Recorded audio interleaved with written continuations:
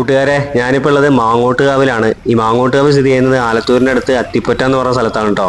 അപ്പോൾ ഇന്നിവിടെ വരാനുണ്ടായ കാരണം ഇവിടെ ആനയൂട്ട് നടക്കുന്നുണ്ട് കേട്ടോ.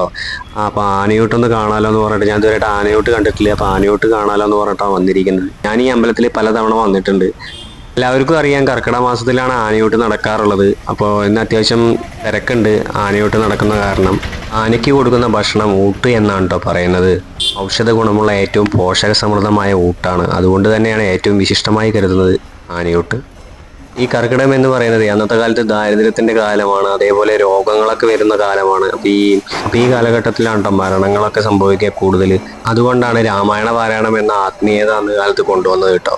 ഈ കർക്കിടകത്തെ മറികടക്കാൻ ആത്മീയമായ വളർച്ചയുണ്ടാകണം എന്നാണ് അന്ന് പ്രധാനമായും ഒന്ന് ഉദ്ദേശിച്ചത്. അതുകൊണ്ട് തന്നെയാണ് കർക്കിടകത്തിൽ കനത്ത മഴ പെയ്യുമ്പോൾ രാമായണം പാരായണം ചെയ്യുന്നത്.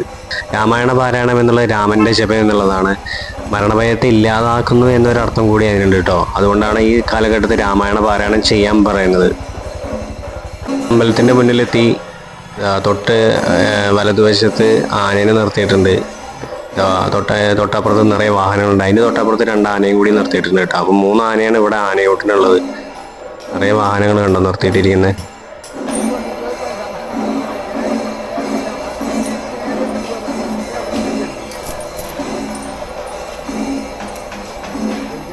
അമ്പലത്തിൻ്റെ ഉള്ളിലേക്ക് കയറി കഴിഞ്ഞാൽ ഇതാണ്ടോ കാഴ്ച. ഇവിടെ പണി നടന്നുകൊണ്ടിരിക്കുന്നുണ്ട്. ടാർപ്പായ എന്തൊക്കെ കണ്ടില്ലേ. അമ്പലത്തിനുള്ളിൽ അത്യാവശ്യം തിരക്കുണ്ട് കേട്ടോ. ഒന്നും നല്ല മഴയുണ്ട്. ഇടയ്ക്കിടയ്ക്ക് ഗ്യാപ്പ് കിട്ടുന്നുണ്ട് മഴ. നമ്മൾ അമ്പലത്തിൻ്റെ ഉള്ളിലേക്ക് എത്തി. ശ്രീകോവിലിൻ്റെ ഉള്ളിൽ കയറിയിട്ടില്ല. ശ്രീകോവിലിൻ്റെ പുറത്താണ് ഈ ആനയൂട്ട് നടക്കുന്നത്. കൂട്ടുകാരെ, ഞാൻ ആനയൂട്ട് എന്ന് പറഞ്ഞ പരിപാടി ആദ്യമായിട്ടാണ് കാണുന്നത് കേട്ടോ നേരിൽ. അപ്പോൾ ടി വിയിൽ കണ്ടിരുന്നല്ലാതെ നേരിട്ട് പങ്കെടുക്കുന്നത് ആദ്യമായിട്ടാണ്.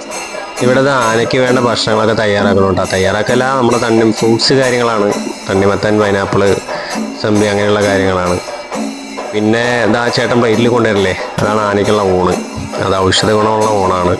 ഇങ്ങനെ ആനയൂട്ട് എന്ന് പറയുമ്പോൾ ആനകൾക്ക് ഭയങ്കര സുഖമാണ്. നല്ല ഫ്രൂട്ട്സ് കിട്ടും. പിന്നെ കുറേ മണിക്കൂർ നടക്കണ്ട, അവരവിടെ നിന്നാൽ മതി. ഭക്ഷണം കാര്യങ്ങൾ വേണ്ടുവോളം കിട്ടും. ഇതെല്ലാം അടിപൊളി ആനകൾക്ക്. ഇവിടെ എങ്ങനെയാന്ന് പറഞ്ഞു കഴിഞ്ഞാൽ തണ്ണിമത്തൻ, പൈനാപ്പിൾ ഓരോന്നും പീസായിട്ട് മുറിക്കും കേട്ടോ. എന്നിട്ട് ഓരോരുത്തർക്ക് എടുക്കാം, ഫ്രീ ആയിട്ട് എടുക്കാം. എന്നിട്ട് ആനയ്ക്ക് കൊടുക്കാം. അതാണ് ഇവിടുത്തെ ചടങ്ങ്. മഴ പെയ്യാൻ തുടങ്ങി കേട്ടോ.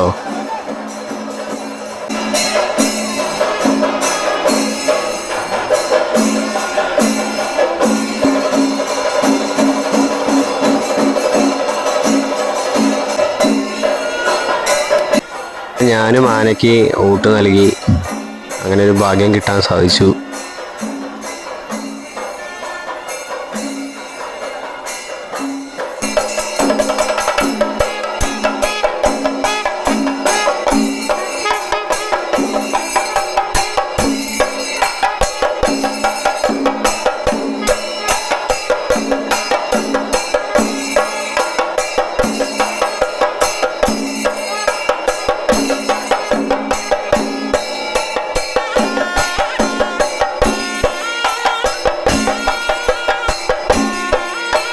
ഈ നിൽക്കുന്ന ക്യൂവില്ലേ മുട്ടറക്കാനുള്ളവരാണ് കേട്ടോ. അപ്പോൾ ഇവിടെ ഒരു പ്രത്യേകത എന്ന് പറഞ്ഞു കഴിഞ്ഞാൽ മുട്ടറക്കൽ, അതേപോലെ വേറൊരു പ്രത്യേകതയും കൂടിയുണ്ട്.